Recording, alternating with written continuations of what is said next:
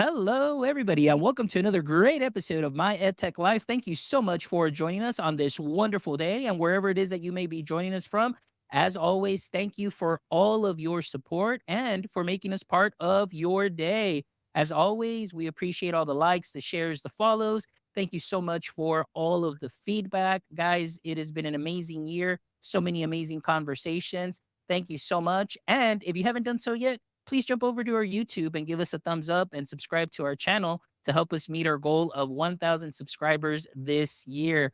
But again, I'm excited because, as you know, at the beginning of every show for a while, I've always mentioned Eduaide, and I am really excited to have Thomas Hummel and Thomas Thompson from Eduaide here on the show. And I believe this is going to be Thomas's, both of you. I think it's Thomas Thompson, it's your third time. Thomas Hummel, it's your second time. So I am excited to have you both here as our guests today. And honestly, I want to say thank you too, as well, for sponsoring our show. And thank you so much for believing in the work that we do. As you know, we try and bring the best conversations out there, so we can put them out into the education space for all our audience members, our educators to learn from and to, again, take some of those knowledge nuggets and put them into their practice. So I'm excited about today's conversation. So again, before we get started, just in case there may be some people still out there in our world, in our bubble, that may not know who it is that you are and what it is that you do, if you can just give us a little brief introduction and what your context is in the education space. So I'll start with Thomas Hummel. Thomas, give us a little intro and what your context is in the space. Yeah, hey, I'm a seventh grade and eighth grade science teacher. I just wrapped up my 8th year of teaching on the Eastern Shore of Maryland, and I am a co-founder of Eduaide.AI. And, I think that it's weird now to say, but like we've been here and we've been at it for a year. And I kind of have found myself speaking on AI in the space of education. So, I'm a teacher, I'm a founder, but I also I'm generally driven to help education and drive it forward through using AI. Excellent. Well, thank you so much. I really appreciate it. I know that, Thomas, you are very active both on X and on LinkedIn as well. And you definitely help drive the conversation and sharing a lot of things. So I do really appreciate that as well.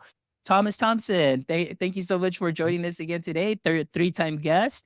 Can you give us a little brief introduction and what your context is in the education space? Of course. Thanks for having us on. It's always a pleasure to sit down and have a conversation with you. We love what you do on this podcast. We think intelligent conversations on all things educational technology really go a long way to building teachers' capacities and using these tools. But I was a middle school social studies teacher, taught across the hall from Thomas Hummel, and together we built Eduaide.AI, which high level is an instructional design tool for teachers. You could design an entire course from the broad level unit plans and lesson planning documents all the way to the formative and summative assessments and feedback that you give to students. We just so happen to use generative AI to integrate all of the tools you may use in the course of instructional design, but we very much put the science of learning and the kind of teacher planning focus first, and then AI was a secondary thing. Excellent. And that's something that we definitely want to talk about and highlight because, like I said, one of the things that I really love about you both and the work that you are doing, and when I see you all on other podcasts and when I see you all doing webinars and things of that sort, is really often the feeling that I get the AI is secondary to what teachers are doing as far as pedagogy first, good pedagogy, and then help supplement with some of these tools, as opposed to sometimes there may be just some hype around some tools where it's like, hey, don't worry about any of that pedagogy stuff.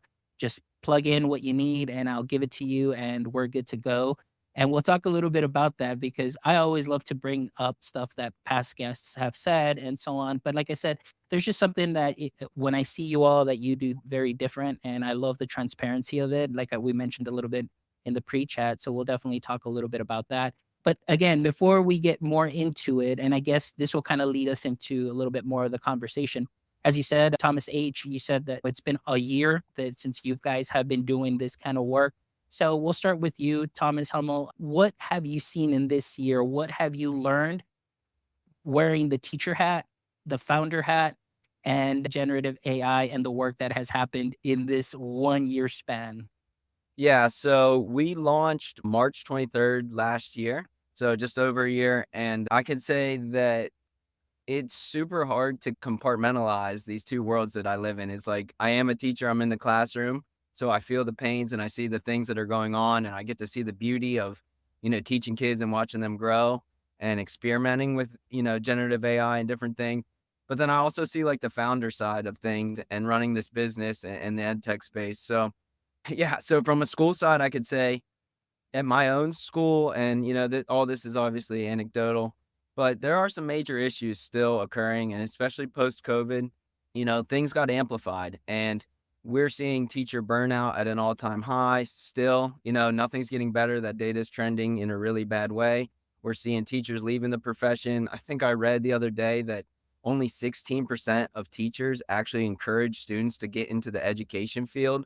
I mean, we are not getting the most out of our students right now in education. And anybody who's teaching and who's in the classroom, there's a million different problems with it and there's a lot of pain points. But as a teacher, I live that and I try to bring that every day to Eduaide and trying to help, teachers get the help that they so desperately deserve. And on the founder side with the ed tech space, it's just incredible what we've been able to do. We've helped over 1 million teachers already, and we have heard countless stories from high-level district people saying how much that this is helping their teachers take back and getting the passion to teach again, because we're cutting out some of the stuff that, frankly, teachers are getting some of the pain points that they're living. But we've also had awesome stories like principals using Eduaide, and they'll take we heard this one story about a principal who used to go to their staff and would make suggestions and, just kind of prod the teacher to make a better lesson. But now she can use Eduate to actually bring content and bring the suggestions and bring the questions and bring the activities to these teachers to help them truly drive their profession in a better way. And that's just an amazing thing. We're finding all kinds of ways that we are helping people. And I would say on the broader side of the space too, us kind of being the first company to launch and using this generative AI to figure out a way for teachers to plan and figure out a way for teachers to get the best material that they can with it. It's been incredible to see this workflow that we've designed, and it's all over the place now. And, regardless if Eduaide lives or doesn't live through all this hype cycle, we can truly say that what we've done was make a huge impact on education, because there's claims being made in the space doing almost the same thing that we do that are just remarkable. And if those claims are true and teachers are finding that much help and these companies are growing at this pace, I think that that's an awesome thing, as long as teachers are getting the help that they need. One thing that I must say that I really enjoy and love is that you are still in the classroom. You're still putting in that work, and that kind of helps give you some insight too, as well, as you're able to see how the students are, well, actually, how the teachers are using this and how the students are gaining from those enhanced lessons and the tools that are available to teachers. I think that's one of the things that I love the most, the ability to facilitate the learning and cutting out some of, like you said, that middle work for teachers, but still being able to understand, okay, this is what I'm teaching. These are my teaching objectives, and being able to get something that falls in line with what it is that they are teaching. I think my thing is I'm always, again, very cautious. And I tell people I'm very cautious. Like, I know that this is something that is going to be very helpful, but sometimes there are some platforms out there that are like, okay, yeah, just click here and here are your standards. But then I'm like, wait a minute, like this kind of doesn't kind of quite line up with certain things and, the claims that are being made. But I have never seen anything like that, at least in myself. And working with some of my content specialists, they're really enjoying the fact of just putting that little refresh and that little extra spark in some of the lessons that are already creating, but just adding that additional component that really just heightens that engagement. And also for teachers, it's just that freshness of being able to see something like that. So Thomas Thompson, now to you, like it's been a year, a little bit over a year now. What have you seen? What are some of the reflections that you have as far as this year? Yeah, to take the teaching side first, again, as Thomas Hummel said, anecdotal based on my experience, so I'm not sure how well this tracks across multiple school districts, but there seems to be still, I think, as an effect of maybe some of the concerns that COVID brought to bear, that there are gaps between student knowledge and what the curriculum as it stands is asking them to do. And it's kind of like you're keeping pace on the curriculum, but you're not kind of stopping to do the necessary reteaching on the massive gaps that students have. It's like, okay, you're teaching 8th grade US history, but if students have a 3rd or 4th grade reading level, there's certain gaps there that you need to close in order for students to be able to perform with that material. And it's like, if you're not doing that because you're just kind of pushing students through the existing curriculum, there's a disconnect between the needs and the services being offered at the schools. Now, that's one gap that I've seen, just kind of my teacher facing experiences. And then the Eduaide founder side of things, one big push that we are going to be making is doing a better job of actually evaluating claims made for efficacy and increased teacher efficiency, right? We need an objective analysis of tools, error rate benchmarking, comparative analysis of, say, like lesson planning materials against basic marks for teacher licensure, like the Danielson domains, for example, using the Danielson domains to evaluate lesson planning outcomes on different AI platforms versus human-made things. So there's a lot of stuff that we want to do now in terms of evaluating tools and better understanding exactly what the effect of AI will be. I mean, that's kind of foundational to our design process, which is strip away all technology, ask what problem you want to solve, then figure out what instructional methods you will use to address that problem, and then finally, what technologies bring those instructional methods to bear. We need to evaluate how well AI actually brings instructional methods to bear, right? So that's going to be a large push on our part. We'll be launching a research network where we're going to be partnering with a number of institutions and professors doing studies on these different AI tools ourselves and some of the others in the space, and then creating an open access repository for all of those research articles so that teachers can get access to really the best practices and what works, kind of a clearinghouse for different AI research. Yeah. And I love that, the fact that you're just willing and just openly saying, hey, let's go ahead and put this to the test and let's go ahead Mhm. and see what is there. I think that's something that's very important and speaks volumes to, again, like I mentioned earlier in the show, the work that you're doing because you are really taking this to heart. I mean, being in the classroom and knowing what it is that you're offering teachers and what teachers are saying. And now it's like, okay, let's go ahead and put this to the test. But I Mhm. love that because then you're going to get the data, you go back, you refine, you adapt, and you overcome those things and now you come back and and that's what I love to Mhm. see, the ongoing process where many times and we all know that there is a hype out there with so many things that are out there, but what exactly is it that they're doing as far as this is concerned? Like, are they doing some research? Is it just simply just anecdotal evidence where it's like, oh, well, my students are engaged, and I always say, well, engagement oftentimes may not equal learning. They're engaged for that moment, but how in depth did they go into the content, into the objectives, and so on? And that's on the student facing side. But on the teacher side, I think that the most important thing is that the outputs really do line up with the work that they are doing. And I think for the most part, for a lot of teachers, they would definitely be very appreciative of that.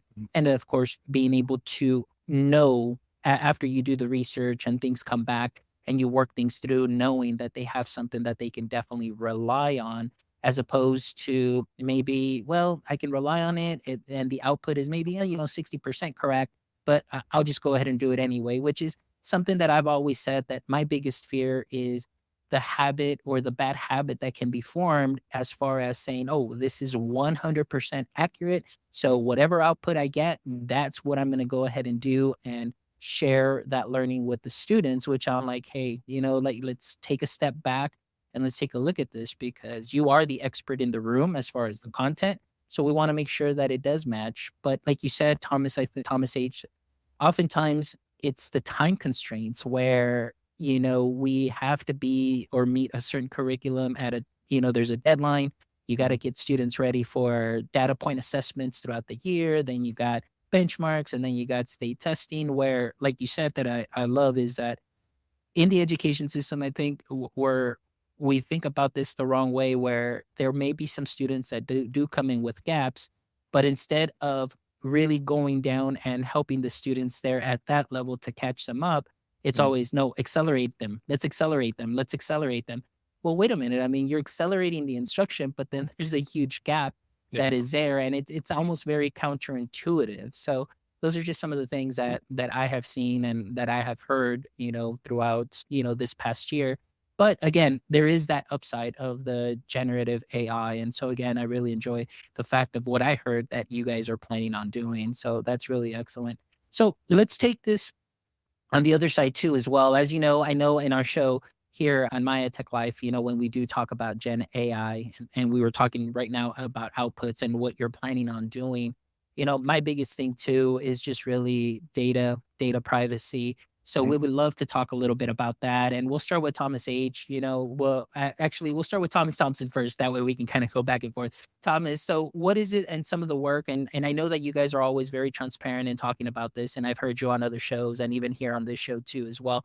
What are some of the things that you have or that you can share with our educators out there that are interested and maybe still haven't quite taken that leap into Gen AI and maybe they want to go ahead and use Eduaid? What are some of the things that you can tell them as far as data and data privacy? Maybe they may be a little bit concerned about that. Yeah.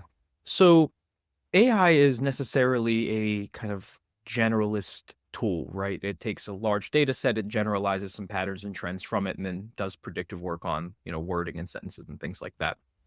What we try to do then is create this kind of transactional alignment where we take that system and kind of constrain it within a environment where the teacher can engage in instructional development, instructional planning with evidence-based methods. That necessarily means that we're taking standards or objectives or kind of topics and then creating content around those. You're not really entering information about, say, students' personal like learning profile or anything like that. So the tool is very much a high level tool for then the teacher to take each module and personalize it themselves to fit their unique teaching style and the unique needs of the students in front of them. That process does not involve us ever asking for, retaining, or using any student personally identifiable information. The only personally identifiable information of the teacher that we retain on our site is their email address. None of our inputs or outputs are ever used for model training, given our API agreements with our AI providers. We use both OpenAI and Anthropic in offering our services. We have differentiation between OpenAI products as well. We have things built on GPT 4.0. We have things built on GPT 3.5. That might be like a fill in the blank question, right? You don't really need the best model of all to do that. 3.5 is quite serviceable for that task, and that enables us to offer our product at a very low price and even free in some instances with our scholarship program. So all of that to say that Eduaide.AI does not ask for, use, or retain any student personally identifiable information. The one area where a teacher may accidentally enter that information is our feedback bot. And if a teacher, say, does that, right, once you leave the feedback bot, those pieces of information are not perpetuated in our databases. We don't store them anywhere, right? So once that feedback's gone, it's gone. So really, we try to keep our system pretty tight in regards of we're not sharing any of your data that you enter on the site. We don't really retain much of the data that you enter on the site. And what we do retain is your email address and your content generation history so you can pull back lessons and reuse them. So we try to keep a pretty transparent data privacy policy. It's right there on our site. I'm happy to go into more details if we need to, though. Excellent. Well, I love what you said first and foremost, just that simple walkthrough for the teachers and just to kind of give them that peace of mind. But I just want to say thank you so much too, because just you saying like, hey, we've got stuff with OpenAI, we've got stuff with Anthropic. Mhm. You really don't hear a lot of people saying those things and, just kind of making it seem that what they have is just something that is very unique. To kind of focus on that point a little bit, I mean, we lean into the fact that we're a model garden, that we connect teachers with various large language models on our site. Because really, I think that's more of a virtue than it is something to be ashamed of, right? We're not kind of a GPT wrapper. We know that we're taking steps between what the user inputs and when that gets sent to OpenAI. For example, what we might do is we take a prompt, then we run that prompt through our retrieval augmented generation, right? So we have a data set of different educational research that we use to refine that prompt. And then the teacher's topic gets injected into that. That gets sent to our content moderation endpoint. And if there's some sort of retrieval augmented generation as well, it'll get run through that. And we have like our lang chain, so we'll chain together different requests. And then that will get pinged back to the user. I mean, we'll be pretty transparent with our workflow here because it's not, I think it's a best practice to do so, to be totally transparent with how teachers are getting this information because, AI itself is rather opaque to most people. So the processes that we can be very transparent about, we should. And then the processes that we are unsure about need to be evaluated. It would be totally disingenuous for us to sit up here and claim to be AI experts. We're teachers. We are our education expert. And the one thing that we don't own the model, and but none of these companies own models. They don't create their own models. They're not education specific, no matter how many times and guardrails they put on them. And so, the cost to do that would be absurd. And the time spent to make those models would have been done years ago. And so, when people are popping up and doing this stuff, we just continue to say that we're just teachers. And this all stemmed from the idea that, I sit in a PD now and we talk about like Kagan structures or restorative circles and, things from the 70s, or even things that are just tangible to like social emotional learning, things that are really important to my school at the time. Teachers are not going to be able to learn, at least schools are not going to be able to teach their teachers anytime soon how to use a chatbot and how to prompt it appropriately and how to get high quality stuff. And that's what we're here for. We're here to bridge that gap and to really leverage that. We are not AI experts. We're teachers, and we believe in the best teaching methods and the science of education, and that's what we're driving on. Love that. I love that, honesty and genuineness that, that you guys have shared because, and again, this is just my perspective, just from the outside looking in, definitely a lot of hype. I know ISTE, this is what it's all going to be all about. It's just going to be, now that ASCD merged with ISTE, it's just AISTE. And I was like, very coincidental because I know this is going to be the year of AI and everybody's going to be doing it. Now, the thing is that oftentimes it just seems like now a lot of the presentations and a lot of the things that are out there is just really just tool specific and focused, but really not a lot of the pedagogy and a lot of the work that teachers must do. So I'm going to quote something that Dr. Kip Glazier, who was on the show several months ago, said that many of the companies that are out there, and this is what I love about you all, you have that education background, you are teachers in the classroom, and you are listening to teacher feedback and bringing forth a product that can be used by teachers, for teachers, by teachers, and so on. But there are many companies that are out there that are coming into this space and really trying to force themselves in a space. But more of that feeling is, I could do this better than you. So she kind of coined that term. And that's the first time I ever heard it. So I always credit her and give her attribution, is tech chauvinism, where the tech company really is like, I can do this better than you. You just plug in your prompt and I'm going to go ahead and give you everything that you need. And because I'm way better. And so that's what I feel that many times is happening, where there could be a lot of companies that can say, hey, there's no need for, any of the extra work you're doing, which I know for teachers, it's always been like time and burnout, but those are a lot of things that are very systematic too as well that need to be taken care of. But I know that there isn't going to be, at least not yet, one tool to rule them all and to really get rid of that burnout. My big fear too is that as teachers use the Gen AI in such a way where it's just like, hey, I'm just going to show up and I'm going to create the worksheet for today and give it to my students, that they always said like, well, robots will never take our job. I was like, well, you're just outsourcing all your work to this robot. And so when your principal walks in or a superintendent walk in and say, oh, so I really don't need anybody, I can just prompt this in here and just pop it in and give it to the students. All right, there go jobs, or there goes a change in education. I know that teachers are valuable. I've been in the classroom and I know the difference that a teacher can make in a student. So it's just, for me, seeing and hearing those claims really just breaks my heart and just really makes me think about where it is that we're going. And so I want to ask you, Thomas H., we'll start with you. With everything that you've seen now, what would you say we are to expect maybe within this coming year? And maybe talk about teacher use and maybe talk about just the industry. I know that you're, on LinkedIn often and I'm there with you on that. So what are some of the things that you're seeing and that you think might be happening? Yeah. So I think, in this last year, I think, and I don't want to say that anybody is doing anything with malpractice. Like, we're not saying like, but things change and there is change happening all the time. So, I don't know anybody's intent behind things, but clearly there's a push to get, chatbots in front of students. And, until recently, and I still don't even know, I don't truly believe it, but if they were working off the 3-5 model and things like that, I just do not, as a personal teacher, I do not feel comfortable putting that in front of my students because I know that the hallucination rate is absurd. And you have a responsibility to not put fake information, false information in front of your students because you're in the place of authority. And so, I never felt comfortable like that as a teacher to do that. I like tools like Curipod who use different types of AI to, leverage and kind of get into a regular workflow of teaching. So that's going to be the biggest push coming as an industry is that, you know, I don't know if people believe that teachers are failing because of the data or what, but I don't know why there's this push to just assign authority to technology. My entire educational career, we spent all the time saying that Wikipedia is not good enough and to check all your sources and always validate things. And that was technology, and that's where information came from. And now that chatbots are available, I don't know why we're trying to take teachers out of the loop.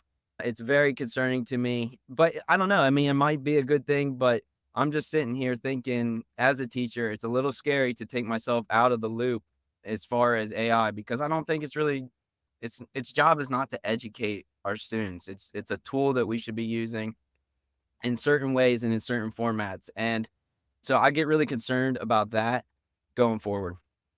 Excellent. Thomas Thompson, your thoughts?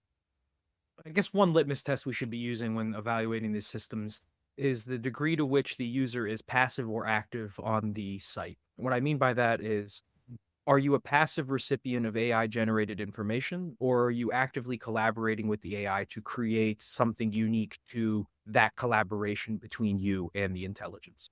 What this might look like is, say you click on a resource you want, and that'll take you to a page where you input all of the information. Then you hit generate, and then you have the generated material, right? That's more of a passive role, right? You just provided some contextual information, then you have an entire document and then export it, right? I think that can lead to some of those nightmare scenarios that you both were discussing, where it's just like you're pushing out generated content to students without really vetting anything. Then you have an active system where the teacher is, I'll take Eduade for an example, because we try to make an active system where the workspace is such that you are stacking specific small components of instruction. So you're taking, say, a short informative text, stacking that into a jigsaw assignment with 3 other texts that you created, and then you're sequencing those together to make a sequence of instruction that is logical to the environment that you're teaching in. This means that you have to take each component, vet it itself, do different work with it that might be extracting keywords or chunking the text or creating headings, and then taking those various components and putting them together to something that's greater than the sum of its parts. We don't want an AI system that will create a jigsaw activity with the 3 texts that you need and the questions that you need all in one go, because, okay, you're asking it to do 4 different discrete tasks, and the likelihood of hallucination or task mixing where different parts of the previous task bleed into the next, I think is much higher. So we're trying to limit the amount of hallucination by creating a modular system where the AI is doing something very specific, well-founded in its data set that we can then give to the teacher in a small chunk for the teacher to then actively use and integrate in a broader context, their classroom. This, I think, goes back to, there is an interesting distinction being made. I read Dan Meyer's Substack, a Math World's great, right? And he goes into the SalCon product Yeah. testing with Mhm. it went viral, everyone saw it, right? The AI tutor. And he was going into the split between the cognitive and the social aspects of the classroom, right? The actual learning method the student is using, and then the social environment where those learning methods are being used, the social interaction between the students and the students, the student and the teacher, etc. And what he was getting at is that in the AI ed tech space, there seems to be a splitting of these two, right? That these are completely different concerns, right? The cognitive and the social, they can exist separately in the classroom, but really they interact quite intimately, right? We learn in a context, and that context affects how we learn. AI is really good at the form, right? It's really good at the form of language, the form of knowledge, establishing things that pass for human-made works, right? So the AI can do the cognitive pieces. It can give you the worksheets. It can give you the informative text, the materials that you're going to use for instruction.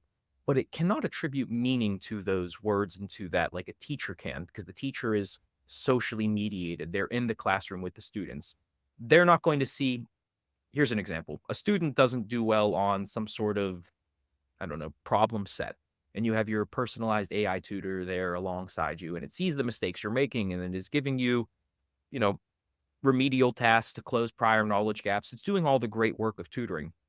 But what it's not knowing is that maybe you're not performing well on that specific problem set because you have some interpersonal problems going on outside of the classroom. And there's these body language cues and things that a teacher's going to pick up on or could pick up on that the AI isn't. So then when a teacher sees that a student is struggling with something due to some sort of interpersonal conflict or whatever it might be, through conversation, the teacher may be able to relate that material to the student's personal experience, creating a more meaningful learning experience that you're not really going to get with these personalized AI tutors. Personalizing content is not personalizing instruction. You have to personalize the path and process of instruction, as well as the content that is being delivered. And that's a gap that AI is not quite ready to cross. At least it doesn't seem so, because those kind of interpersonal situations are beyond its training set. And what we found is that AI can't do these novel tasks that go beyond its training set.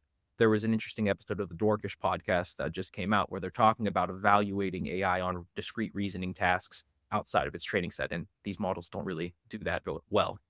Probably more than you were asking for, but I go off on tangent. No. But that's perfect because that kind of goes in line with, I know here in Texas, and I don't know if you've heard, and I'm sure that there is, on LinkedIn and stuff like that, there is a school called Alpha School. So Alpha School really there's one in Austin, and there's actually one right up the road from me, maybe about an hour and a half away. And for 40 grand, students can go in there. Did that shock you, Thomas H? Well, yeah, it's no cost because of that. Oh my gosh, I said 40 grand and oh my goodness. No, that was a very genuine response. Some people would respond to that too, but for 40 grand a year tuition, students can go in there for a couple of hours and they don't have teachers, they have facilitators, which I get, we want our teachers to be facilitators, but also be there within the loop and so on. They were very open in a way that, I opened up what some of their curriculum looks like here for Texas, and really it's the same worksheets for our state test. But I looked at some of the programs that they're using and they say like, oh yeah, this is the school that is all AI driven. But I looked at some of the platforms, and some of the platforms are some platforms that we use in our platform, and they're not necessarily considered Gen AI, but they do have a little path where they close the gaps and try and get, I don't want to say personalized, because really it's just like they're gonna just end up closing that gap.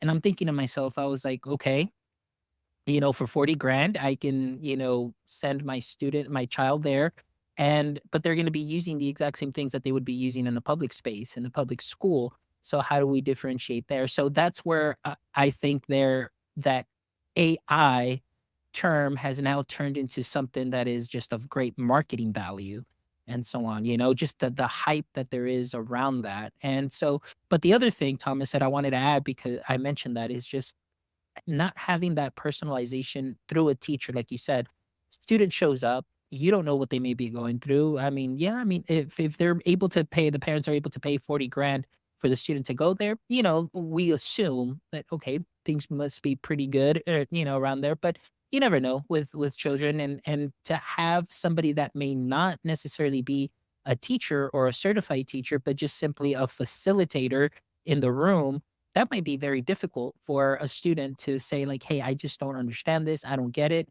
How do they get that proper instruction? Also, because they're not there often enough, how do they socialize with their other classmates or even socialize with teachers? So those are some of the things that kind of worry me in that sense, because now we're seeing high teacher turnover, not a lot of teachers coming into the industry. And Maggie Perkins was on the show, and she was on the show a couple years back after COVID. And she actually mentioned, and she said, the way that things are going from year to year to year, she said, it wouldn't surprise me that now that schools are 1-to-1, that they would just put everybody together in a gym, no teacher really, just a facilitator. And they're just on their Chromebooks, just sitting there all day long, just on programs. And that is the scary part about things, because, as systemic changes need to take place within our schools.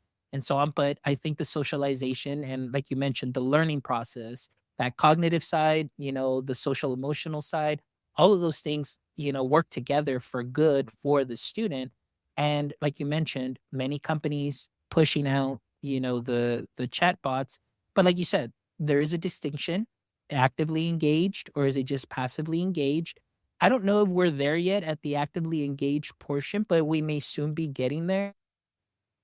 But the thing also too is just safeguarding our students, also in the sense of making sure that they're not getting any inadequate, well, any inappropriate responses and things of that sort. As we know, it's very hard to control something that you're not completely tethered to, that you don't own. So sometimes too, when I hear people say, "Oh, we can put guardrails on this," I was like, that's very tough to say because you're not really necessarily tethered and you're not really connected. So kind of claiming that you can do that, it kind of, like I said, it kind of gives you that false sense of, security. And we definitely want to make sure that we take care of our kids, not only just their privacy, but also just education wise and things of that sort. So thank you so much for sharing that on what it is that you're seeing, and obviously with the chatbots. So now, for as far as Eduate is concerned, I know you mentioned a little bit as far as what you're planning on doing and being able to share and work, and create a body of research based on the usage of Eduate and its efficacy in the classrooms for teachers and so on. But I want to ask you both, and we'll start with Thomas H. What is it that you foresee, or going into or doing in in the next year? I won't say 2 years, 3 years, because everything goes so fast, but in the next year, what is it that you see? In what direction do you see Educate going, and what is it that you're hoping to do with it? Yeah, I mean, I do think that we're going to continue to grow, and I would like to continue to build out our community of teachers and just find a bunch of educators that are aligned to our mission. And that is just, increasing the quality of the state of education. And we're going to be putting a real focus on that piece, kind of really pulling everybody together that has used this and pulling together all the resources that has been created with us and the high quality ones and just giving those out for free and doing an open network like that, because there's a huge gap. I mean, we have sales in like over 80 countries. So, not everybody, we're not just talking about America having high quality content, but we can really provide high quality educational content all around the world. And so that's a big push for us. We have a couple cool little features. I don't want to say them because they seem to pop up on everybody else's pages whenever we kind of release something. So I don't really want to kind of give away too much of that. But I'm really excited about this education or this research thing that Tom's putting together. We're going to have some really major institutions tied with Eduade. And, we can't really announce that quite yet, but I'm just really proud of where we're going and what we're doing. And we're just going to keep on and hold the line and keep staying transparent and keep growing and keep helping teachers. I think I read like only 1/3 of all teachers are actually like using AI in any capacity. So there's still plenty of room for growth and plenty of work to be done there. Excellent. And I love that. And like I said, I definitely hope for the best. Like I said, you guys are doing a fantastic job. And one thing that I absolutely love is just how different. And again, this is me personally speaking. Like, this is just really how different it is that you are as far as that transparency component. And really, in a world and in an industry full of many other platforms, to me, that's really what stands out the most, is really just that customer service, but that genuineness and authenticity that you guys have in just putting out great stuff and putting it out for the masses. And like you said, a lot of it for free, a lot of the resources that you do is just wonderful, and how you're helping the education space and continuing to grow. And obviously too, with this research project that you guys are going to be doing, I'm really excited to see some of those results. And I would definitely love to have you back, for a show just when we see some of those findings, and just to continue to grow from there. And I love, like I said, holding strong and being consistent like you guys have. I think that's what's gonna, help you just to continue on, because as we know, many times when, Dev Day happened, some little smaller platforms kind of just said, okay, there we go. There's another platform that's gone.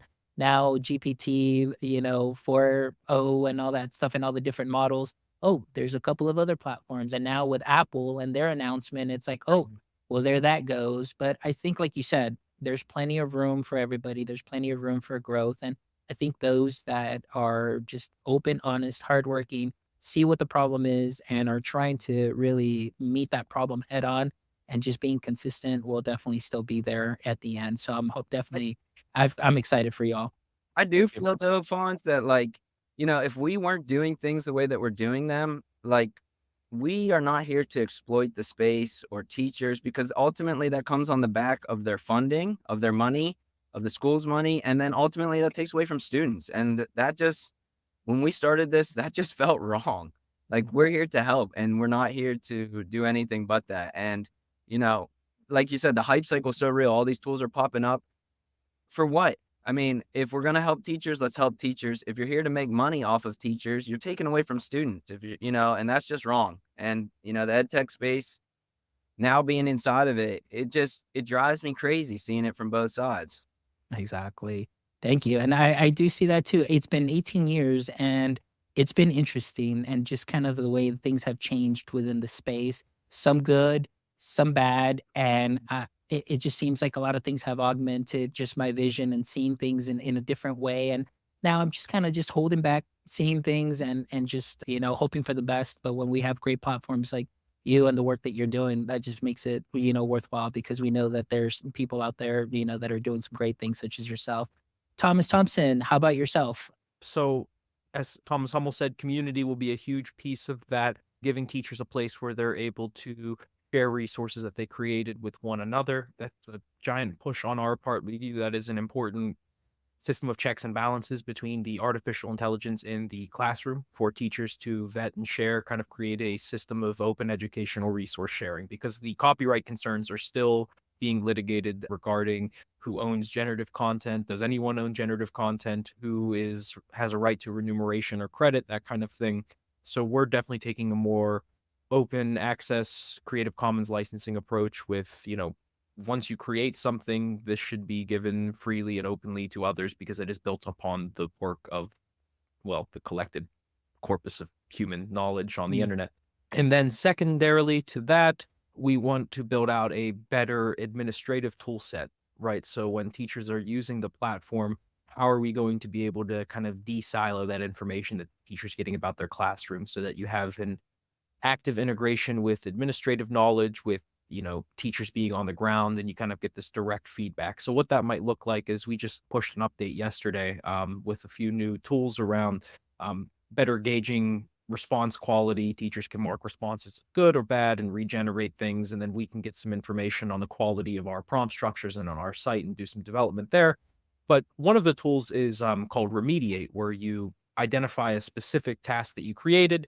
The student lacks the prior knowledge or the ability to access this material. What are they lacking? How do we close that gap? And then providing actionable steps or a specific assignment that you can give to that student who struggled.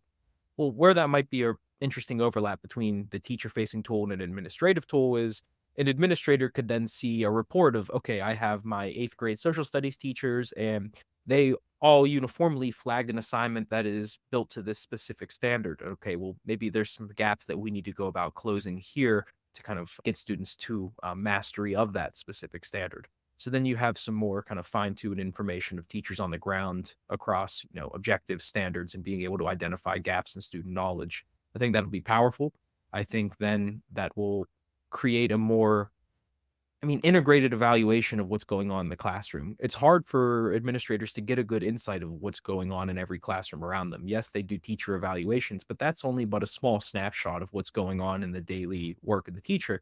And you also don't want kind of this just consistent, constant oppressive oversight upon the teacher, because then they're going to feel as though they're constantly being evaluated and don't have autonomy and freedom. So you need to balance a lot of concerns for ensuring instructional quality. So those are some questions that we are grappling with. And then, of course, you have the added complication of how do you align AI with these goals and how do you create a system of transactional alignment where teachers are getting what they want in the moment that they're trying to get it. So there's a lot of questions that we are working towards for, improving our platform, our offerings, and the quality of responses. I love it though. But see that's again going back, and I know I've said this a lot, but honestly and truthfully, that's what I love that you are putting that getting teacher feedback.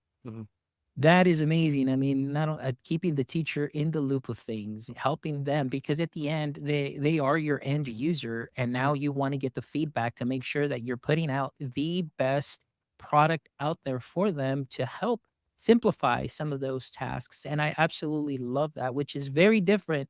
Like I mentioned earlier, the term tech chauvinism, where it's like, no, the like I can do this better, just do this, and no, opportunity for feedback and Yeah. things of that sort. It's just really like, nope, what you see is what you get, and that's it. We don't do anything for anybody but ourselves, and just doing those things. So I think that's what really distinguishes you from the rest. And I think that Yeah. consistency, it will definitely help out in the long run for sure.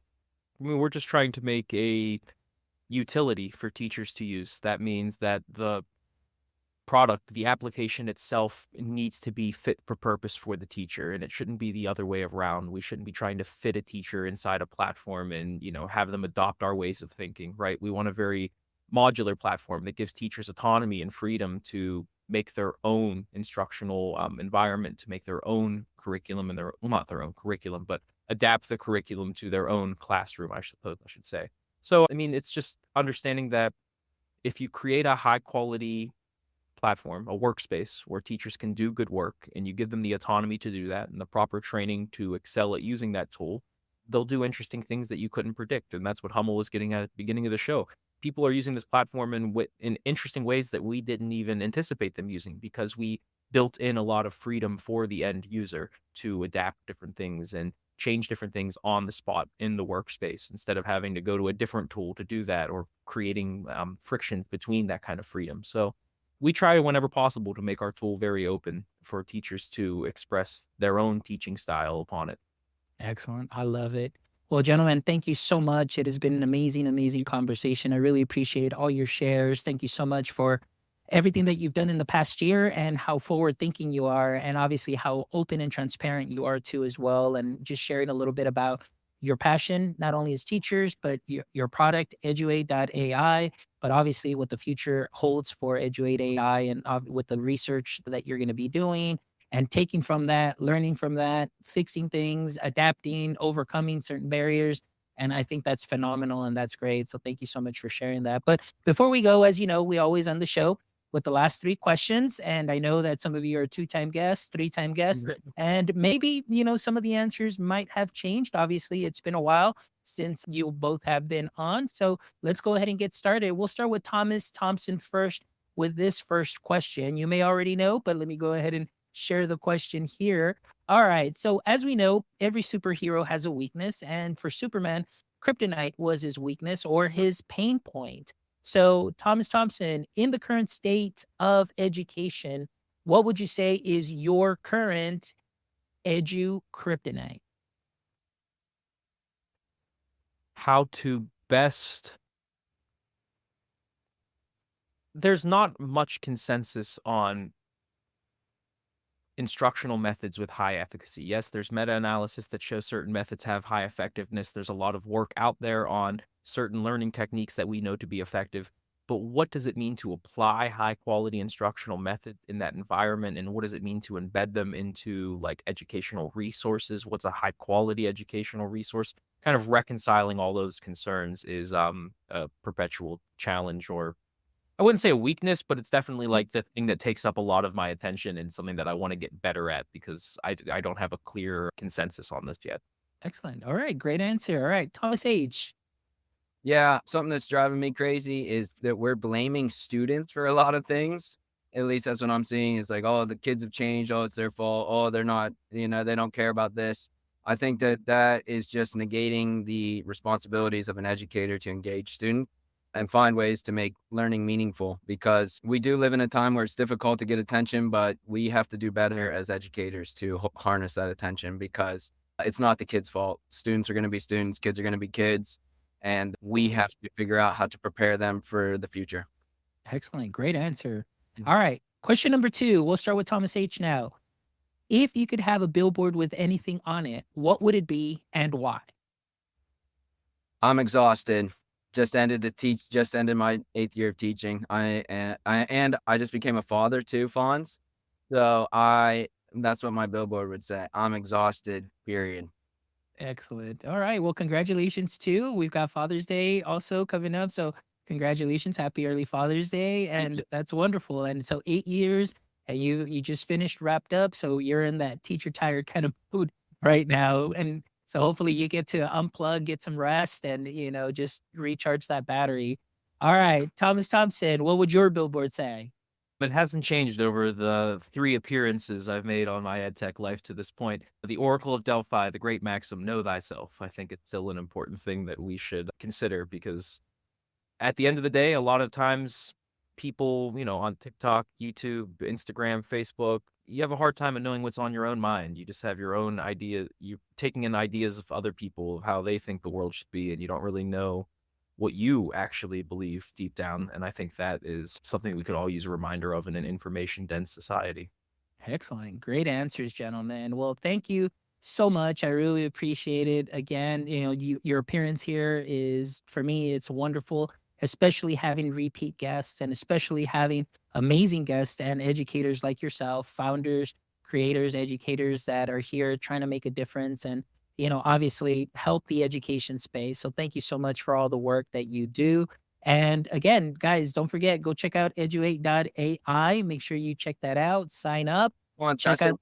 Yes, go ahead. real quick. Sure. We have granted 100% of all scholarships to Eduaide. So if anybody needs a free account or you're struggling, just email us and we will grant that 100% of the time for you. We are here to help you. So 100%, we are going to maintain that. So if you need Eduaide and you can't afford it, let us know. Excellent. Well, there you go, guys. Appreciate that. Thomas, did you want to add something to that? No, I think that's pretty clear. All right. Well, there you go. Guys, wonderful announcement. Educators that are out there that you are kind of on the edge. You're kind of like, should I not want to try it? You heard it today. You hear how these gentlemen through their work are being completely and absolutely transparent, genuine, authentic. And not only that, but just really giving because they truly believe in what they're doing and the changes that can occur in the education space and how this can help spice things up. Not necessarily just say, hey, I'm going to create something and just give it out that way, but just taking what you already have, not reinventing the wheel, but just adding that extra spice for your lessons. And of course, they have a plethora of tools that you can look through that I promise you, this can definitely be the tool to help you out in this coming year to take care of some of those tasks. But like I mentioned, most importantly, enhancing that learning too as well. So thank you so much, Thomas H., Thomas T. Really appreciate the work that you guys are doing. And for all our audience members, please make sure you visit our website at myedtech.life, where you can check out this amazing episode and the other 282 wonderful episodes with creators. We're almost at 300 with creators, founders, educators. We've got a little bit of everything for you so you can take some knowledge nuggets and sprinkle them onto what you are already doing great. Please make sure you follow us on all socials at myedtechlife, at myedtechlife. And please, if you haven't done so yet, like I said in the beginning, jump over to our YouTube channel, give us a thumbs up, subscribe. Our goal is to get to 1,000 subscribers. That would really help us out a lot. And of course, the thumbs up will help all of the little algorithms in the back, get this content out to everybody as well. So again, we do what we do for you to bring you some amazing conversation like we had today. So thank you as always from the bottom of my heart. And until next time, my friends, don't forget, stay techie.